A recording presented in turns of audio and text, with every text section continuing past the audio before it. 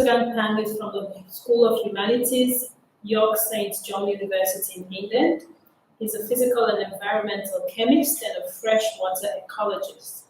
He works on management of nutrient cycling and pollution control in natural waters, and is recognized as a founding member of the field of geoengineering in lakes.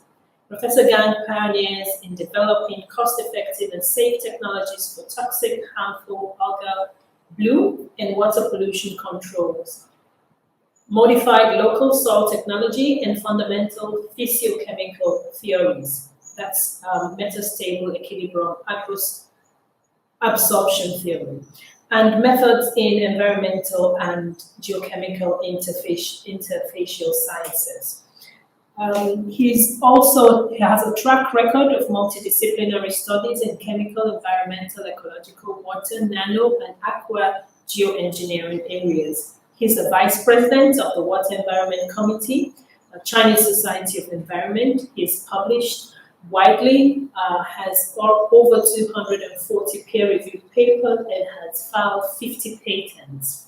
We welcome you to this session, Professor Gang. You have the floor. Today I'm going to introduce technical advances on natural water pollution control towards aquatic environment sustainability. So basically, I'm going to introduce three technology, in-situ technology for harmful algal bloom control, sediment remediation, and ecological restoration, which is essential for aquatic environment sustainability. And also another ex-situ technology to take pollutants out of water and for water, energy, and food products to make revenue. So eutrophication is happening global in the whole world. It's causing lots of problems for ecological degradation and also for water safety issue and also public health issue. We have developed a modified local soil technology, which belongs to one of the geoengineering technology, is to using the modified soil to remove the pollutants like algal blooms from water column down to the sediment. So this is one function. Second function is that, again, using this modified local soil as a geoengineering material to lock these pollutants, or such as algal flocks, into the sediment. And the third function is to utilize these algae and nutrients for ecological restoration and biodiversity restoration in shallow water system. So this is the general idea. This is the general principle that we have developed using this modified local soil for algal bloom removal, water quality improvement, sediment remediation, and ecological restoration. So for details, there's several tens of publications you can refer to. So algal removal using a very small amount of modified local soil suspension, like 10 milligram per liter. As you can see, we can flocculate the algae from water down to the sediment to get the clarity of the water, which is important for the ecological restoration. For further details, you can refer to the publication, the same for the rest of them. And these are some typical studies how to using different modifiers. Most of them are natural products to turn the local soil as a flocculant to remove harmful algal blooms from natural water in lakes and or in seawater or freshwater. So this is in Lake Tai. This is in 50,000 meter square enclosure before the treatment, during the treatment, 1 day after, and then 8 months later for the ecological restoration. So this material allows this to be implemented using engineering equipment. We have first, second, third generations of engineering equipment to spray these materials into natural waters. These are the local government are using this technology for the water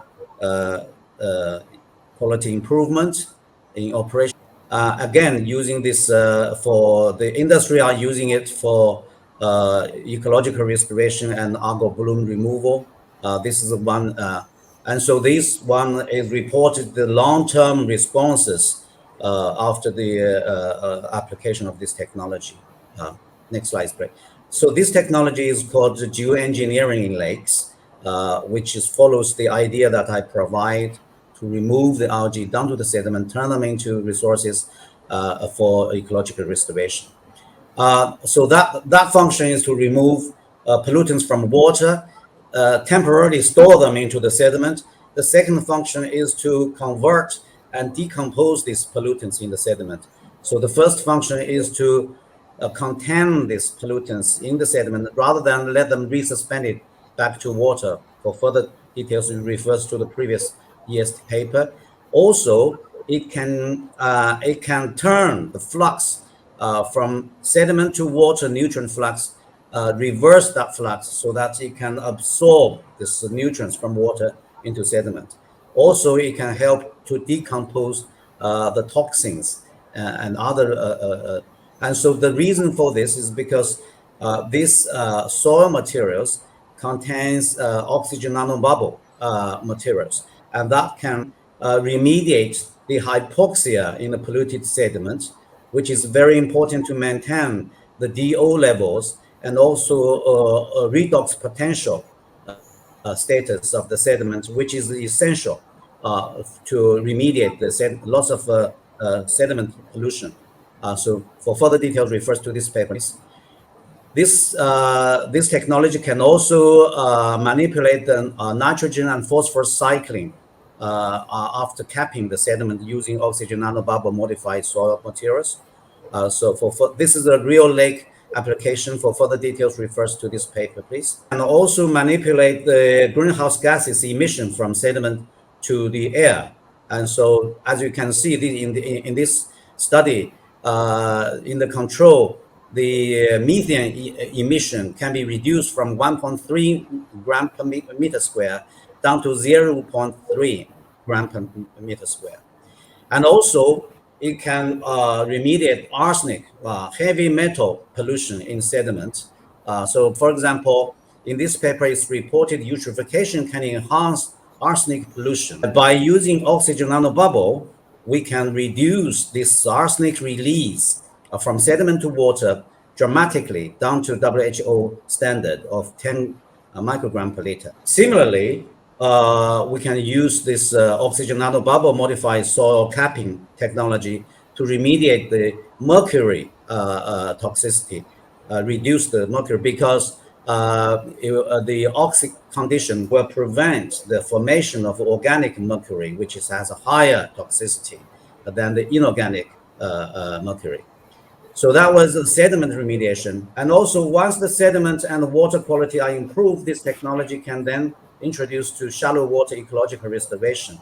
So this is a treatment compared with the control and the treatment after 70 days. You can see the restoration of submerged macrophytes in 1.5 meter depth water, or where the water transparency are very high. So this is a long-term 3 years monitoring of one operation, lasting for the effect lasting for through the first year, second year, and the third year. The water quality remain a grade 3 standard of surface water due to the ecological and restoration and biodiversity improvement. So for further details, refers to this paper.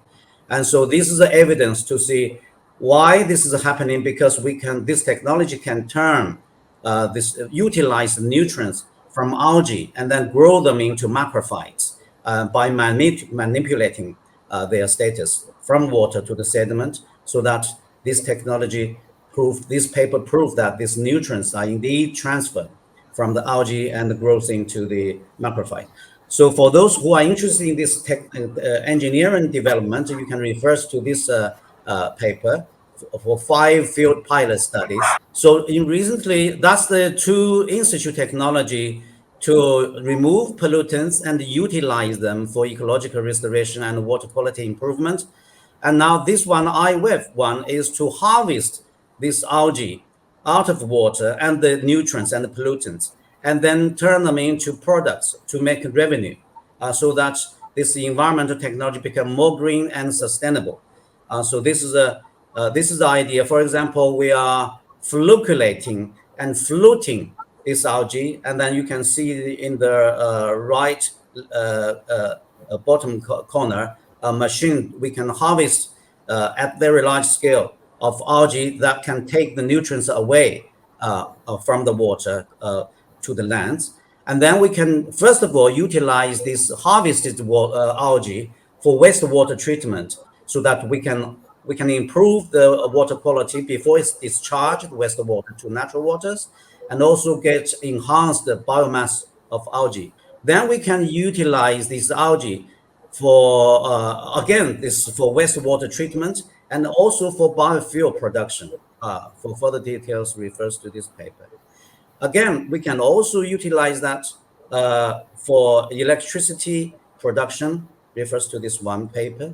I do not have enough time to go to the scientific details. This one for electricity production using the electrochemical method, go back, turning harmful algal biomass into electricity through microbial.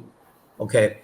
And also making use of the residue of the algae, we can turn them into algal bio hydrochar materials, refers to this paper. And that can have several applications, including for agriculture, soil improvement, as well as for pollution control in agriculture lands, soil improvements for food safety. For example, to remediate the arsenic pollution for wheat, and also cadmium contamination for rice. And also we can loading some other geoengineering materials onto this algae chars to improve its performance.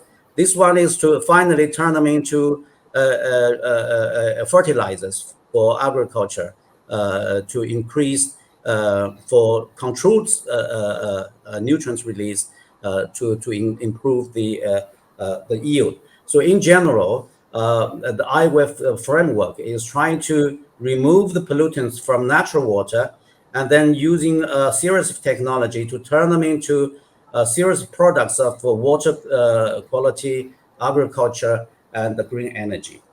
So for further details, so it refers to those publications. Thank you very much. Thank you very much, Professor. We've had a very interesting presentation. From Charles Ward for the soil technology, is it all types of soil that can be used in that regard? Yes, we have studied many effect of many different types of soils, more than 30 different types of them, and also some clays, including some industrial byproducts like coal fly ash.